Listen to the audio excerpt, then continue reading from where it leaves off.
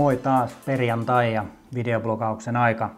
Tänään mä ajattelin vähän käydä läpi tuosta pari päivää sitten julkaistua iPhone 7 ja 7 Plusaa lähinnä. Ja sitten käyn läpi yhden appsin kuin Cascable tai kommentoin vähän sitä appsia. Mutta ihan ekana täytyy kiittää, kun sain palautetta Vlogistani ja itse asiassa osittain liittyy myöskin Valoaloilla podcasteihin. Niin tuli tosi hyvä fiilis siitä että joku vaivautuu suhteellisen pitkäänkin kirjoittamaan ja kommentoimaan, kritisoimaan, antaa positiivista palautetta ja antaa niin vinkkejä, mihin suuntaan tätä blogia pitäisi viedä. Ja musta se oli tosi arvokasta, tuli niin tosi hyvä fiilis ja oikein suuret kiitokset siitä. Ja mä kyseiselle kirjoittajalle palaan tässä heti kun kerkiin niin vastakommenttien muodossa. Mutta suuret kiitokset tästä. Tämä oli tosiaan Made My Day ja nyt elää viikonlopunkin sillä palautteella. Kiitos. Apple julkaisi toissapäivänä tosiaan iPhone 7 ja nimenomaan se 7 Plus mua tässä kohdassa kiinnostaa, johtuen siitä, että siinä on uudenlainen kamerasysteemi, tuplakamera, toinen laajakulma, toinen normioptiikka, tai normaali optiikka, eli oliko se nyt noin 28 ja 50 milliset. Ja valovoimakin taas parantuu 1.8. Ja se mikä siinä tosiaan, että siinä on todellakin kaksi kameraa ymmärtääkseni, eli myöskin kaksi kennoa, ja sillä pystytään niin saavuttamaan esimerkiksi se, mitä lupasivat, on se, että voidaan esimerkiksi muotokuvissa tai henkilökuvissa saada pehmeä tausta. Normaalisti se vaatii yleensä valovoimaisen objektiivin ja kunnon järjestelmäkameran, että voidaan näin tehdä, mutta tässä tapauksessa Apple lupaa, että se voidaan myöskin tehdä sitten pienellä kännykällä. Tai kenen mielestä Plussa nyt on pieni kännykkä, se on toinen asia, mutta mä palaan siihen kohta.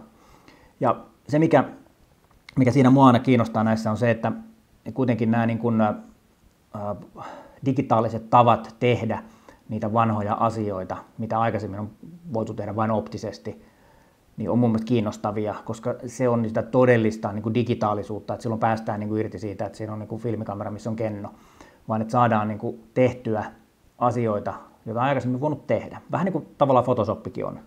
Ja osa asioista on ihan hölmöä, osasta ehkä tulee joskus jotakin, ja se muuttaa valokuvaa ja valokuvaamista jonkin verran, kun pystytään tekemään. Ja nämä on mun mielestä sellaisia asioita, mitä toivoisi että tulisi vieläkin enemmän kameroihin, ja nimenomaan perinteisten kameran valmistajien toimesta. Nythän näitä tekee vähän vähemmän perinteiset, tekee näitä erilaisia puhtaasti digitaaliseen liittyviä asioita. Mutta kyllä isotkin kameran valmistajat on niitä tehnyt ja toivottavasti tekee jatkossa lisää. Mutta se, mikä mua vähän jäi harmittamaan tuossa Applen kamera-asiassa, oli se, että se on ainoastaan siinä 7 Plusassa, eli se on suhteellisen iso kokonen. Ja silloin kun mä itse vaihdoin puhelinta, niin mä päädyin 6 siinä pienempään malliin. Et mä en sitä Plussaa halunnut, koska se oli vaan liian iso. Ei se mahtunut oikein taskuun kunnolla ja se tuntui sellaiselta isolta. Että mulla on iPad sitten ihan erikseen ja sitten on tietysti läppärit ja pöytäkoneet tuolla työhuoneella on sitten tietysti ihan erikseen. Mutta kaikkien on oma käyttönsä ja kuitenkin se normaalikokoinen iPhone on ihan näppärä. Sekin tuntuu alkuun isolta, mutta se on ihan näppärä kokoinen kuitenkin kuvaamiseen. Et se on hyvä ottaa käteen, että sitä on helppo pitää kädessä ja sitten pystyy tuosta nappaamaan kuvan kätevästi. Mutta sitten kun mennään isommaksi, niin kyllä se on hankalampaa. Niin mä olisin todellakin toivonut, että se olisi tullut se tuplakamera tuohon pienempään puhelimeen, niin todennäköisesti mua olisi kiinnostanut se huomattavasti enemmän niin kuin hankkia itselleni. Se asia kyllä kiinnostaa toki edelleenkin. Ja nyt sitten tietysti nähtäväksi jää, että miten se tulee toimimaan. Et nyt kun se tulee vissiin puolen kuun aikaan ihmisille käyttöön, niin varmasti nähdään sitten, että minkälaista jälkeä se tekee ja mitä se bokeh-asia siinä on. Mutta sitten toinen asia, mikä myös kiinnitti huomiota, siinä oli sitten sen kuulokeliitännän puute. Ja nyt mä en puhu kuulokkeista, mutta langattomat kuulokkeet on ihan ässät ja en mä ota siihen kantaa ollenkaan. Mutta se mikä siinä on mielenkiintoista on, että miten siihen laitetaan mikki kiinni, siis ulkoinen mikrofoni. Onko se sitten niin, että se tulee jollain sovitteella siihen Lightningiin ja sehän on ihan fine. Toki siinä on tietysti sitten se, että sovitteet, niin nehän pysyvät tallessa. Mä en tiedä, tuleeko sitten tämmöinen, että Find My Sovite-palvelu, myöskin kun on tämä Find My iPhone ja Find My iPad ynnä muut, niin siihen pitäisi lisätä, että Find My se perkeleen palikka. Ihan sama kuin näiden palikoiden osalta pitäisi olla myöskin se palvelu. että sen voi löytää, että mille luentopaikalle se jäi tai mihin se jäi. Mutta se sovitehan on siinä mielessä, että kyllähän siinä menee, kun mulla on haastattelumikkiä, lavalieri-mikkiä ja tämmöisiä tuohon puhelimeen, kun sillä joskus silloin tällöin äänittelen kommentteja ja muita, niin niissähän sillä ei ole silleen niin iso merkitys, se toimii. Mutta sitten kun mulla on semmoinen mikki, joka vähän samalla tyyppinen mikki, kun laitetaan kameran päälle, niin Rödellä on semmoinen mikki puhelinta varten, niin siinä on se plugi siinä melkein mikissä kiinni ja se työnnetään siihen. Ja se on sitten tukevasti, harmi, että mulla ei ole sitä tässä nyt, mä voin näyttää, että se tukevasti tulee tähän kiinni ja sitten se törröttää se mikki tolleen nätisti tossa. Jos se sitten roikottaa ja heiluu jossakin letkun päässä, niin se ei kyllä toimi. Eli tavallaan se, siinä suhteessa se on kuitenkin vähän niin kuin outo ratkaisu ja sitten taas jos ajatellaan, että mä hankkisin mikki, joka olisi pelkällä lightningilla kiinni, niin kun se lightning on semmoinen, että kun se vähän tönäset sitä, niin sehän napsahtaa poikki. Et siinä suhteessa vähän huono ratkaisu, koska näitä kuitenkin käytetään aika paljon erilaisten videoiden tekemiseen ynnä muuhun. Ja siinä mielessä niin aika yllättävä ratkaisu, mutta mikä siinä, Apple on tehnyt ennenkin yllättäviä ratkaisuja ja siitä huolimatta ne myy käsittämättömiä määriä tuotteita. Et en mä nyt olisi niin Applen puolelta sinänsä huolissani, kunhan tässä ihmettelen. No sitten mobiilikuvaukseen tai mobiilista jakamiseen liittyvä appi, Cascable-appi, joka on kameroita ohjaava applikaatio. Ihan sama, tämä on niin kuin kolmannen osapuolen tekemä, mutta ihan sama vastaavan tyyppinen kuin kameran valmistajillakin on. Se, mikä tässä mulle oli erittäin hyvä, oli se, että tässä on RAW-kuvan siirto myöskin suoraan kamerasta puhelimeen. Sitä ei tuossa Sharessa eli Olympuksen appsissa ainakaan vielä ole, jota oletan, että se nyt luulisi tulevan, koska muutkin sen pystyy tekemään.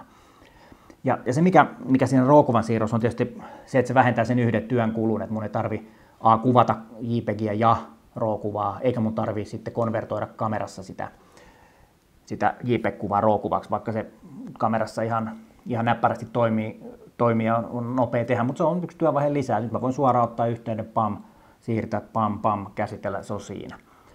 Ja Cascable ei ole ilmainen, niin kuin nämä kameran valmistajan ohjelmat, mutta se mikä siinä on hyvää on sitten se, että se toimii useampia kameroiden kanssa, Canon, Nikon, Sony ja Olympus. Ja 50 eri kameramallia sitten näiden 4 brändin alla, mitä sieltä sitten löytyykään. Kaikki, mitä nyt katsoin, niin kaikki yleisimmät. Ja tuolta cascable.se-sivuilta löytyy kyllä sitten se appi, tai tiedot siitä, että missä se käy, tai mihin kameroihin se soveltuu. Ja kun mä sanoin, että se ei tosiaan ole ilmainen, että kaikki Pro-jutut, joita oli erinäköistä niin kuin apuvälinettä kameran ohjaamiseen ynnä muuhun, ja myöskin tämä RAW-siirto, niin yhteensä 25, muistaakseni euroa, 24,99, vai mitä se oli. Ja sehän on tietysti applikaation hinnaksi melkoisen korkea, että jos ajatellaan, että meillä olisi 099 näitä appeja, tai sitten meillä on ilmaisia appeja, niin siihen nähden se on aika kallis, mutta hintansa väärti, mitä mä oon sitä käyttänyt, niin ihan ehdottomasti hintansa väärti. Et suosittelen kokeilemaan. Siitä saa demoversio haettua, että se ei sitä RAW-kuvaa siirrä se demo, mutta muuten pystyy katsoa, että miten se toimii. No sitten tuosta syksystä sen verran, että näitä viikoittaisia vlogeja, tai ainakin lähes viikoittaisia, pari kertaa kuussa nyt joka tapauksessa tulee tehtyä. Ja sitten tietysti se viikoittainen podcasti Sulannon Matin kanssa, eli Sulantoblogin Matin kanssa tehdään Valoaloilla podcastia, että jos et ole vielä kuunnellut, niin käy ihmeessä SoundCloudissa tai tilaa se iTunesin kautta, jos käytät i-laitteita, tai sitten ton, no nythän se tietysti unohtuu, mikä se oli. Mä pistän tähän sen, kun mä leikkaan, niin mä laitan tuohon se, että mikä se paikka oli. Ja sitten tietysti SoundCloudissa. On tarkoitus tässä syksyn aikana pitää muutamia työpajoja, kursseja, kameran käyttöön, valokuvaamiseen ja muuhun liittyen. Niistä en vielä sisältöjä ja muita, paljon kun se on pikkasen vielä auki. Tässä tämmöistä ennakkotiiseriä ainoastaan heitän, että ihan kiinnostavia kursseja tulossa. Ja yksi ehkä semmoinen vähän jatkuvampikin juttu, joka saattaa olla ihan mielenkiintoinen. Yhden kaverin kanssa mietitään sellaista vähän isompaakin juttua. Mutta katsotaan, miten sen kanssa käy. En nyt lähde siitä tässä vaiheessa, kun se on niin alkuvaiheessa vasta, mutta siitäkin tämmöinen demokurssi tai pilotti meinataan järjestää tässä lähiaikoina vielä tämän syksyn aikana ja katsoa, miten se sitten tuolla josko sen kevätpuolella se sitten oikein pyörimään. Mutta sitten on ihan pari muuta kurssia tässä kevään aikana, yksittäisiä työpajoja tulossa tulossa, mutta mä palaan niihin sitten, kun ne on enemmän ajankohtaisia.